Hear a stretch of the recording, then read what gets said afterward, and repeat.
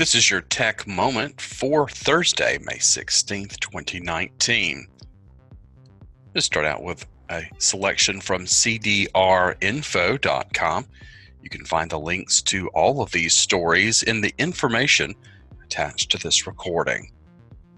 SpaceX postponed launch of StarLink satellites. SpaceX postponed a planned Wednesday night launch of a Falcon 9 rocket carrying the first 60 satellites for the new Starlink internet service, citing excessive winds over the Cape Canaveral launch site.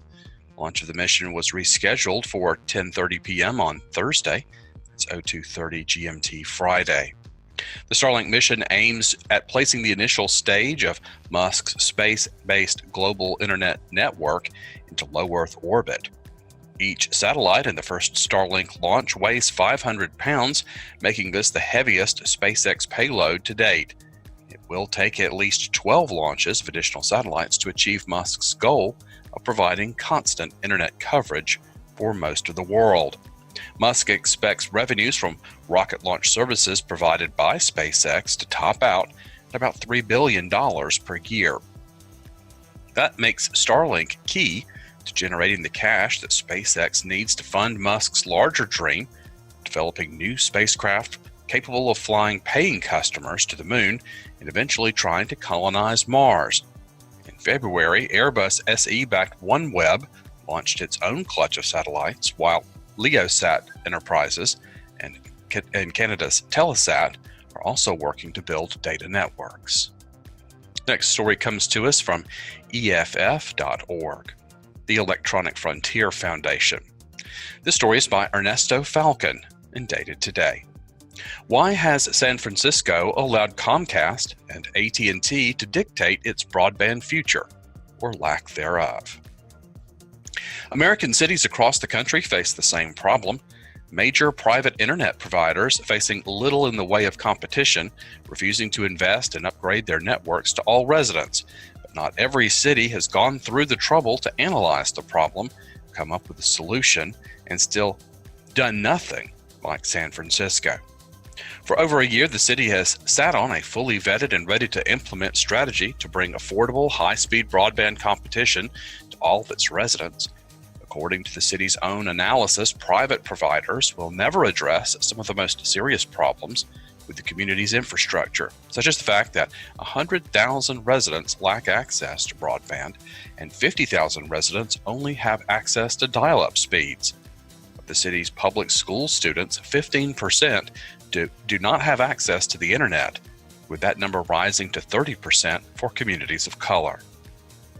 Within the city's 195-page report on its options, the most important fact reported by the local government was that major private providers such as Comcast and ATT, both strongly opposed the city's effort, had absolutely no plans to compete with each other anywhere in the city. While certain parts of San Francisco's market enjoy competition, usually driven by $40 gigabit fiber deployed by Sonic, a smaller regional ISP, many parts of the city do not. The remedy to this problem is within reach, connecting every home and business with open access fiber. When the city invests in this infrastructure, it enables more private companies to compete in the market for internet service. The model is proven to be successful internationally, and even smaller, less well-financed communities in the United States, such as Layton, Utah, are deploying open access fiber that deliver gigabit fiber services with multiple ISPs competing at an average of $50 a month. The city even has 3 qualified bidders ready to build the infrastructure if the city gives them the green light, and most importantly, the financial investment. You can read more about this story. Again, it's at EFF.org, entitled Why Has San Francisco Allowed Comcast and AT&T to Dictate Its Broadband Future or Lack Thereof, by Ernesto Falcon. The next story comes to us from MIT Technology Review. Trump has signed an executive order to ban foreign telecoms equipment. Despite denials that the order is aimed at any specific country or company, it's most likely a move against Huawei and China's tech sector more generally. The order: President Trump declared a national emergency, arguing that foreign adversaries are increasingly creating and exploiting vulnerabilities in information and communications technology and services. The order aims to clamp down on the unrestricted acquisition or use by U.S. technology companies of equipment made by foreign adversaries. It gives the Commerce Department 150 days to draft rules to restrict these sorts of sales. Separately, the Commerce Department said it was adding Huawei to its entity list, which stops it from buying components from U.S. companies without government approval. The context: Huawei is entangled in the escalating trade war between the United States and China. It's the biggest equipment manufacturer in the world, so it can survive without the United States sales. But the U.S. is ratcheting up pressure on its allies to ban the company from their future 5G networks. A reminder: Huawei insists it would never spy on its customers, but security experts fear it would not be able to refuse if called upon to do so by the Chinese government. Again, this comes to us from technologyreview.com, MIT Technology Review. The next story comes to us from TheVerge.com. Ajit proposes new rule that would allow carriers to block robocalls. The American people are fed up with illegal robocalls, by McKenna Kelly. On Wednesday, the Federal Communications Commission announced a new measure that would grant mobile phone carriers new abilities to block the growing number of unwanted robocalls. The new rule would make it easier for carriers like AT&T, Verizon, and T-Mobile to automatically register their customers for call blocking technology. As of right now, customers have to opt in on their own. It would also allow customers to block calls coming from phone numbers that are not on their contact list. Commissioners are expected to vote on the measure at their June 6th meeting. Allowing call blocking by default could be a big benefit for consumers who are sick and tired of robocalls, FCC Chairman Ajit said. By making it clear that such call blocking is allowed, the FCC will give voice service providers the legal certainty they need to block unwanted calls from the outset, so that consumers never have to get them. Robocalls are getting worse, according to reports. Over 48 billion robocalls were placed in the United States in 2018 alone. You can read more about this story at TheVerge.com. The next story comes to us from CBC Canada. Why are politicians still terrified of taxing Netflix? By Chris Hall. There's no economic argument against taxing online services. The political argument is getting weaker too. Stephen Harper made it next to impossible heading into the 2015 election for any political party to propose a tax on Netflix, Google, or other foreign online services. But two provinces are now charging sales tax on those foreign media companies, suggesting that at least some politicians now see the economic benefits outweighing the political risks. This is an issue of fairness, said social policy analyst John Anderson, who has written extensively on the digital economy. It's not a left-right issue. It's about ensuring that we allow Canadian companies to compete on a level playing field. 4 years ago, the Conservatives sent out an ad blast featuring Harper saying that only his party could be trusted not to bring forward a new Netflix tax. It didn't get him reelected, but the other major party leaders quickly fell into line. NDP leader Tom Mulcair said his party has no plans to bring in a tax, a position that's since been reversed by his successor, Jagmeet Singh. The answer from the federal Liberals on the question of taxing digital services then and now has been a resounding no. On the other hand, a spokesman for Finance Minister Bill Morneau says Canada continues to work with other countries, the Organization for Economic Development and Cooperation, to come up with a policy on taxing digital companies. Why wait? You can find out more about this story from cbc.ca. Why are politicians still terrified of taxing Netflix? By Chris Hall. The next story comes to us from threatpost.com. Cybergang Cybercrime gang behind GoesNim banking malware dismantled. This is by Lindsay O'Donnell. Europol said it dismantled the cybercrime network behind the GoesNim malware, which siphoned more than $100 million from businesses. The cybercrime network behind the GoesNim malware used to siphon $100 million out of its victims has been dismantled in a massive international investigation, according to authorities. Europol said on Thursday that they are charging 10 members of the GoesNim criminal network with spreading the malware to businesses and stealing money from more than 41,000 victims. An unprecedented international law enforcement operation has dismantled a complex, globally operating and organized cybercrime network, Europol said in a Thursday statement. The criminal network used GoesNim malware in an attempt to steal an estimated $100 million from more than 41,000 victims, primarily businesses and their financial institutions. Since its discovery in 2016, the hybrid banking Trojan has made waves, spreading into Europe and begun plaguing banking customers in Poland with redirection attacks. The banking Trojan then reportedly started taking aim at banks in Germany and the US. The 10 members charged, all from 5 different countries, allegedly used GoesNim to infect victims' computers and capture their online banking credentials. They then used those credentials to fraudulently gain unauthorized access to victims' online bank accounts, stole money from those accounts, and laundered the funds using U.S. and foreign beneficiary bank accounts. Of the 10 members of the criminal gang charged, 5 remain on the run, including the developer of GoesNim malware, who oversaw its creation, development, management, and leasing to other cyber criminals. The other 5, believed to be from Russia, Bulgaria, Ukraine, and Moldova, participated in various aspects of the cybercrime ring. One member encrypted GoesNim malware to enable it to avoid detection by antivirus tools and protective software on victims' computers. Others provided the network access to bank accounts that they controlled to receive stolen funds from victims' online bank accounts. You can read more about this story at threatpost.com.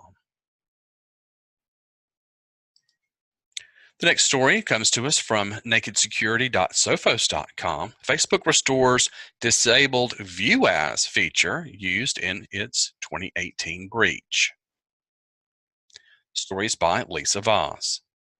Facebook is reviving a version of its privacy feature that it disabled last year after hackers exploited it to steal user access tokens, the keys that allow users to stay logged into Facebook without having to re-enter their password every time they use the app. The stolen access tokens granted attackers access to all of the affected users' data, including anything you can see, read, download, or change when you log into Facebook. Facebook discovered the breach in September. Initially, the company thought that 50 million accounts had been affected, and it reset another 40 million as a precautionary step. In October, it downgraded the number to about 30 million accounts. Still a huge number of users whose phone numbers, email, and other information were compromised. On Tuesday, Facebook updated its initial blog post about the breach to say that it's completed a security review and is re-enabling a version of View As feature that hadn't been affected by the security incident. The cruel irony of the data breach was that the whole idea of View As was to help people improve their privacy and security by allowing them to see how they look to the outside world. The View As Public feature lets people see what their profile looks like to people they aren't friends with on Facebook. Not only was the restored version unaffected by the breach, but this version was also significantly more popular than Facebook's View As Specific Person feature, Facebook says.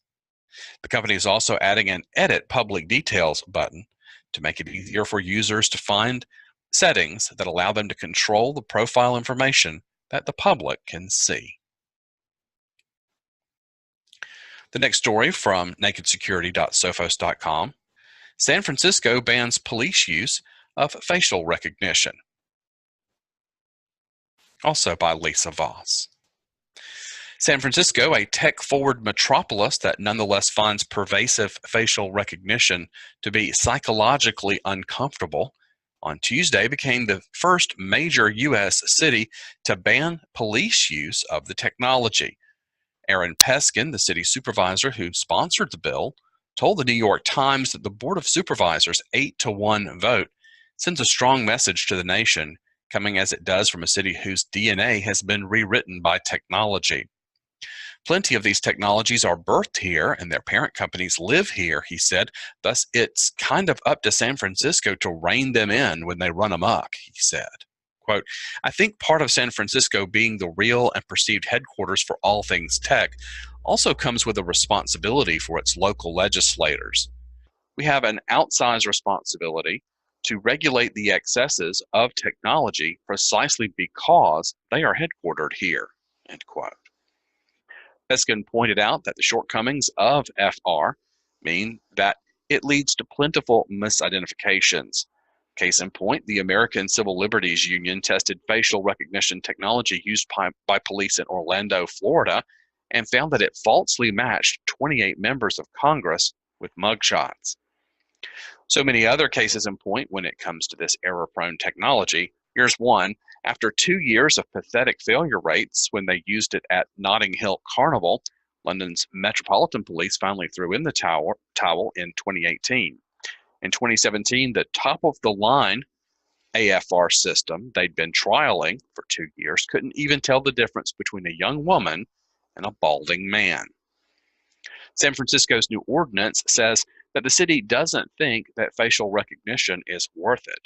Quote, the propensity for facial recognition technology to endanger civil rights and civil liberties substantially outweighs its purported benefits, and the technology will exacerbate racial injustice and threaten our ability to live free of continuous government monitoring, unquote. The reference to racial injustice alludes to multiple reports, including one oft-cited study from Georgetown University Center for Privacy and Technology that found that automated facial recognition technology is inherently racist. Black faces are overrepresented in face databases to begin with, and facial recognition algorithms themselves have been found to be less than accurate at identifying black faces. You can read the remainder of this article again at nakedsecurity.sophos.com. Next story comes to us from the same site. Severe Linux kernel flaw found in RDS. This is by John E. Dunn. What seems to be a litany of security issues at the fundamental level this week. Linux systems running kernels prior to 5.0.8 require patching after news emerged of a high security flaw that could be remotely exploited. According to the NIST advisory, CVE 2019-1181 is a race condition affecting the kernel's RDS TCP kill sock, leading to a use after free related to net namespace cleanup. The RDS bit refers to systems running the Reliable Datagram Sockets, RDS, or the TCP module, which means only systems that run applications using this are affected. The attention-grabbing part is that this opens unpatched systems to remote compromise and denial of service without the need for system privileges or user interaction. On the other hand, the attack complexity is described as high, and any such attack would need to be launched from the local network. That explains why it's been given a CVSS 3.0 impact score of 5.9 with an exploitability score of only 2.2. We get some clues to the complexity required for exploitation in comments added to Red Hat's advisory, which states that it requires the attacker to manipulate socket state while a network namespace is being torn down. So, not easy then. You can read more about this story at nakedsecurity.sophos.com. Next story comes to us from helpnetsecurity.com. The 6 biggest cybersecurity risks facing the utilities industry. Utilities industry is rapidly modernizing its infrastructure, adding more digitized equipment and connectivity across devices, plants, and systems. This evolution to smart infrastructure represents a positive paradigm shift for the industry. Unfortunately, the security policies of many utilities have not evolved along with it, leaving them incredibly vulnerable. Utilities are investing heavily to modernize infrastructure. In fact, ABI Research projects that the industry will spend $14 billion a year between 2018 and 2023, and a total of $84 billion over that time period. While investments in digital infrastructure will remain very high over the next several years, investments in securing that infrastructure will lag behind. Unfortunately, there is a growing gap between threats and spending. Only 55% of the total security spend in the next 5 years will be spent on securing smart infrastructure. By 2023, connected utility infrastructure will have essentially doubled in size, exposing utility companies to a myriad of cybersecurity risks. These are the 6 most critical and pressing risks: boundary protection, physical access control, allocation of resources, least functionality, identification and authentication, account management. As these threats continue to mount, it's imperative for companies with the utility space to deploy secure IT, OT solutions. This article again can be found at helpnetsecurity.com. Next up, we have a story from securityaffairs.co. The BlackTech cyber espionage group exploited the Asus update process for web storage application to deliver the plead backdoor. The cyber espionage group, tracked as BlackTech, compromised the Asus update process for web storage application to deliver the plead backdoor. The BlackTech group was first observed by ESET on July 2018 when it was abusing code signing certificates stolen from D-Link for the distribution of the plead backdoor that has been in the wild since at least 2012. According to the experts, the cyber espionage group is highly skilled and most of its victims are in the East Asia region, particularly Taiwan. At the end of April 2019, experts from ESET observed multiple attempts to deploy the plead backdoor. In the attacks observed by the researchers, the plead backdoor was created and executed by a legitimate process named asuswspanel.exe that is associated with the Windows client for cloud storage service called Asus Web Storage. The executable file used in the attack is digitally signed by Asus Cloud Corporation. Find out more about this story by Perlugi Paganani at securityaffairs.co. And finally today, the state of security. The latest techniques hackers are using to compromise Office 365. You can find this at tripwire.com. It was only a few years back that cloud technology was in its infancy and used by tech-savvy, forward-thinking organizations. Today it's commonplace. More businesses than ever are making use of cloud services in one form or another. Recent statistics suggest that cloud adoption has reached 88%. It seems that businesses now rely on the technology for day-to-day operations. While cloud platforms have become increasingly popular thanks in part to the cost savings, scalability, and collaborative benefits they offer, organizations cannot afford to be blind to the associated cyber risks. If your business uses Office 365, the challenges are especially pressing. With more than 155 million active commercial users every month, Office 365 is a prime target for cyber criminals. And it's not just the number of businesses using Office 365 that make it an obvious target for criminals. Given the average time it takes for organizations to respond to breaches, compromising a single Office 365 account could be used to attack an entire organization. When a hacker has access to an account, they can potentially use that account to gain access to others. Due to the value of compromising Office 365 users, hackers are becoming more sophisticated and creative in their approach. This is why it has never been more important to manage and monitor your cloud security. Here are 3 key ways that hackers are successfully compromising Office 365. It's well known that phishing emails are used by cyber criminals. You might well have seen a few attempts in your own inbox. Indeed, many of us are used to seeing the occasional fake email purported to be from a bank or service provider. Phishing attacks are used to compromise Office 365 users in order to trick them into handing over their account credentials. And these types of Office 365 scams are getting more and more sophisticated. For example, there's a new phishing campaign that is designed to mimic a meeting request from your boss. When the link is clicked, it takes you to a fake Microsoft Outlook sign-in page that steals your credentials. Another campaign utilizes a live chat feature to create the illusion of authenticity. There's even a campaign that pretends to be a non-delivery notification from an Office 365 email account that prompts users to send again. When this link is clicked, it takes the user to a phishing site that looks identical to the Office 365 email login screen. You don't have to be a cybersecurity expert to know that it's unwise to download documents sent to you from an unfamiliar or from suspicious-looking sources. But cybercriminals are using even sneakier methods to infect computers with malware. One new method targeting Office 365 users involves injecting malware simply when a user previews a document.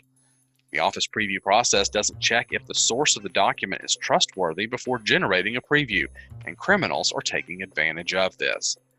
Another type of attack that's becoming more common utilizes another part of Office 365.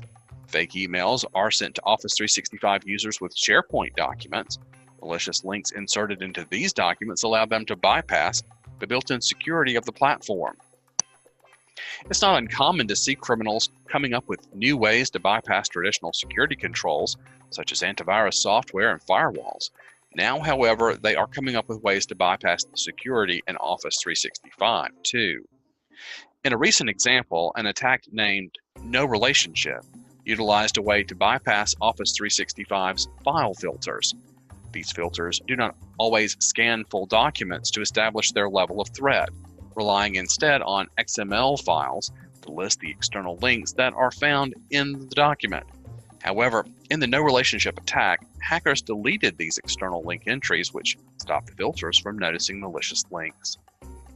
Protecting Office 365 as well as other cloud environments has never been more challenging.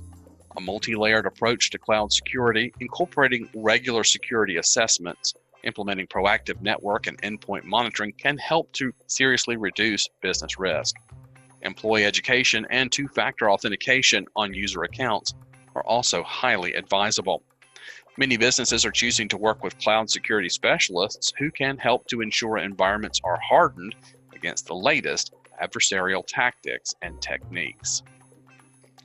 Written by Mike James, a guest article provider for State of Security at tripwire.com. That'll do it for your briefing for today. Tune in next time. I'm Wayman Holton.